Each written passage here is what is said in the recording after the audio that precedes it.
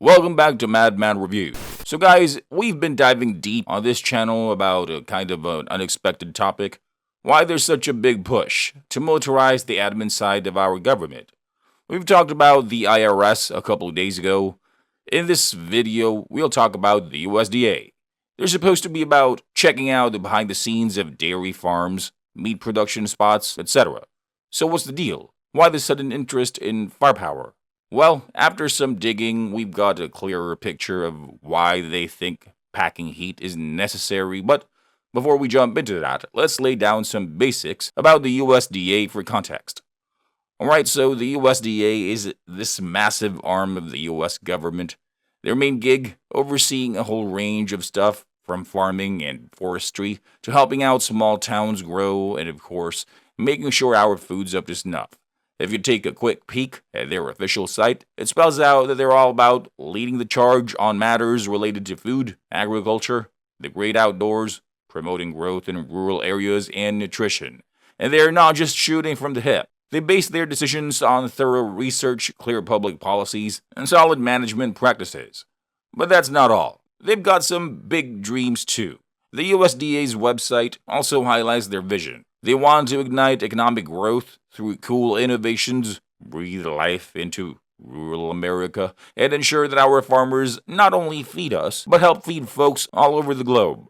On top of that, they're all in for protecting our beautiful landscapes, ensuring our forests are lush, our waterways are clean, and that our lands are being used in sustainable and productive ways. That's quite the mission, right? So, with these things on their plate, where do guns fit in? Let's unpack that. The legality of USDA's 40 caliber SMG. Now, whether or not they need a firearm, let alone 40 caliber submachine guns, is up for debate. But let's talk about firearms for a second. This is a gun channel after all. So diving into this gun topic for the USDA, it's one hot potato. Yes, before anyone jumps the gun, pun intended, they are legally allowed to carry them. We can blame the Congress for that, but that's a subject for another video. Right now, let's focus on how and why USDA agents got the green light to pack heat. Way back in 1981, the USDA first got the nod to arm its criminal investigators. Fast forward to 2002, and they weren't alone. 25 other federal agencies joined the club thanks to the Security Act. Zoom out a bit, and there are 73 federal agencies and departments that have these independent sub-agencies known as the Offices of the Inspector General, or OIGs. Their job? Oversights, audits, and law enforcement. Now, it's this law enforcement part where things get spicy. The USDA didn't just want any old sidearm.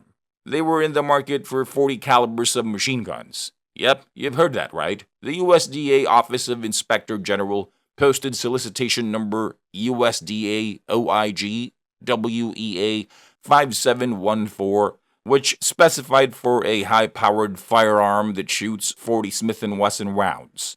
And the Inspector General was pretty picky about the specs. These guns needed to have an ambidextrous safety, options for semi-automatic, and two-shot burst firing modes.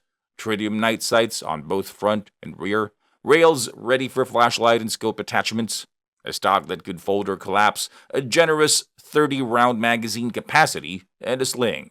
Oh, and to top it off, they wanted these bad boys to be lightweight and come with an oversized trigger guard, just in case they're shooting with gloves on.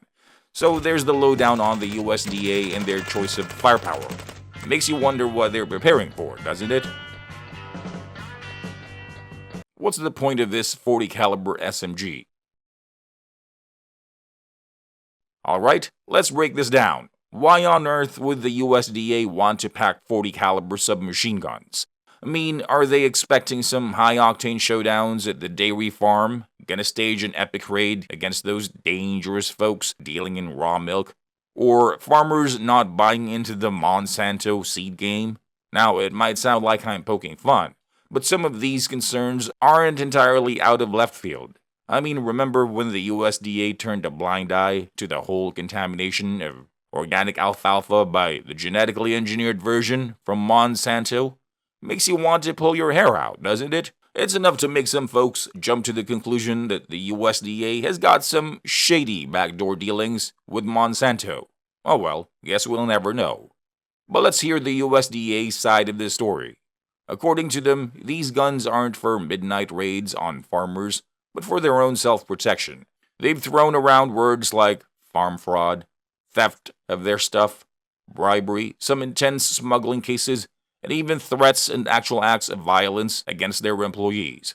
They aren't just talking the talk, they claim to have racked up more than 2,000 indictments and about 1,350 convictions.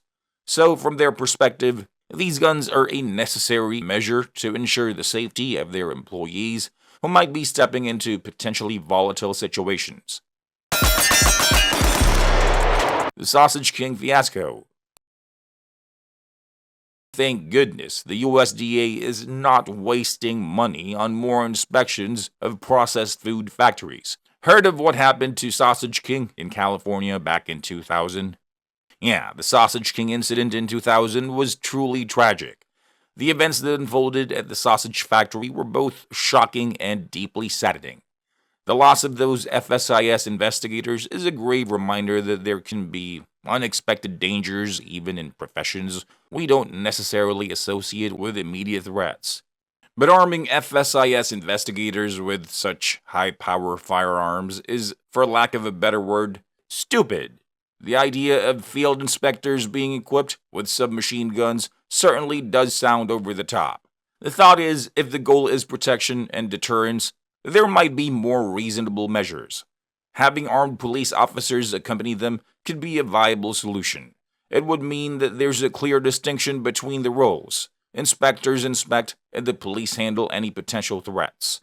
This could deter violent confrontations, while also ensuring that inspectors can focus on their primary job without the added pressure and responsibility of handling firearms. At the end of the day, the aim should be the safety of everyone involved. It's essential to strike the right balance to prevent tragedies like the one in 2000, while also ensuring that overreactions or misjudgments don't lead to unintended consequences. Enter Farm Food Freedom Coalition. Alright, so here's a scoop from the Farm Food Freedom Coalition.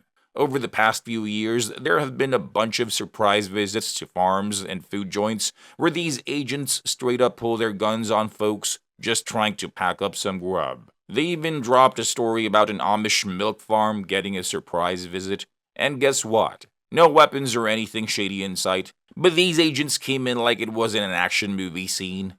Guns blazing. I mean, seriously, they're packing .40 caliber submachine guns to check out some Amish milk. For real? When's the last time you heard about the USDA in a Wild West-style shootout or busting into some meth lab? Look, I'm all for people having the means to protect themselves. I'd never say to someone, hey, go out there and risk your neck without a way to defend yourself. That's not my jam. But honestly, the whole ramped-up action hero vibe some of these federal agencies are giving off lately, it's kinda out there, especially when we're just talking about the past handful of years. Besides, there are 5 big reasons why many people think the USDA shouldn't be purchasing .40 caliber submachine guns. 1. Public perception. The USDA has long been viewed as the helping hand for American farmers and the watchful eye ensuring our food safety, but if agents start walking around armed to the hilt, that friendly image might start to blur. It could come across as if the USDA is shifting towards a more militarized or aggressive approach, which doesn't quite gel with its primary mission. This change could alienate those who've traditionally seen the USDA as an ally and partner. Trust is a cornerstone for farmers and rural communities, and any action that might waver this trust, even slightly, could make the USDA's work more challenging. 2. Waste of funds. Beyond just the price tag on the guns themselves, arming USDA agents is a financial rabbit hole. Think about it. Ongoing training, equipment maintenance, insurance, potential legal liabilities, the costs pile up quickly. And training isn't a once-and-done deal. It needs to cover not only the practical use of the gun, but also the complexities of when it's appropriate to use, how to handle high pressure situations, and the potential consequences of misjudgment. With government budgets always under scrutiny, it's worth asking, could that money be channeled into more research, farmer support, or community initiatives? 3. Potential for misuse and abuse. Even with top notch training, the human element is unpredictable.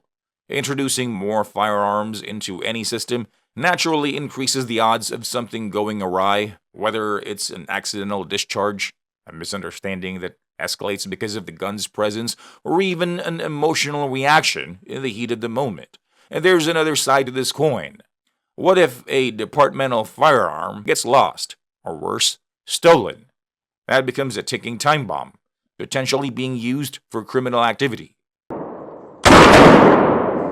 4. Alternative solutions exist. Jumping straight to arming every agent is a knee-jerk reaction as there are other effective safety measures. Perhaps the USDA could collaborate more closely with local law enforcement when they anticipate potential risks, or consider equipping agents with non-lethal tools that can diffuse situations without the threat of lethal force. The key is to ensure agent safety while keeping interactions with the community as non-confrontational and constructive as possible. 5. Questionable cartridge and firearm choice. As I said earlier, I'm all for self-defense. If I were working as a USDA agent and was going somewhere potentially risky, where others might be packing heat, you bet I'd want some protection. I'd likely opt for a reliable 9mm handgun with a good ammo capacity, maybe something like a Glock 19, which, by the way, is what most police officers carry these days. But since this isn't a 9mm versus 40 Smith & Wesson video, I wouldn't bother talking about ballistics. So let's delve into why I think the 40 Smith & Wesson is a head-scratcher. For those in the know, it's a pricier option that offers only a slight bump in power compared to the more standard 9mm. Yet it brings along a snappier recoil. It's a bit like paying more for an upgrade that doesn't quite live up to its promise. And if they were really looking for a significant power leap, I wonder why they didn't consider the 5.56 NATO or 223 Remington. Both pack a bigger punch. Aha, maybe their scrawny agents are recoil shy. But here's the clincher. Choosing a submachine gun in the 40 Smith & Wesson, that's just doubling down on a stupid decision. Not only are we talking about expensive ammo, we're also talking about expensive guns. We don't know the exact SMG model USDA procured, but just do a quick Google search. There are only 6 SMGs in America chambered in 40 Smith & Wesson. SIG MPX, CMMG Banshee, Steyr AUG, Heckler & Koch MP5, Heckler & Koch UMP, and Chris Vector. Each of these has got a compact design, perfect for close quarter battles. They're all capable of selective fire. They're all popular with the police and military, and with the exception of the Steyr AUG, they're all chambered mostly in pistol calibers. Now let's be real, they all come with a hefty price tag. Maybe the USDA got a sweet deal on a bulk purchase. That could be the whole reason they went for 40 caliber SMGs to begin with, right? But what do you think of USDA agents armed to the teeth?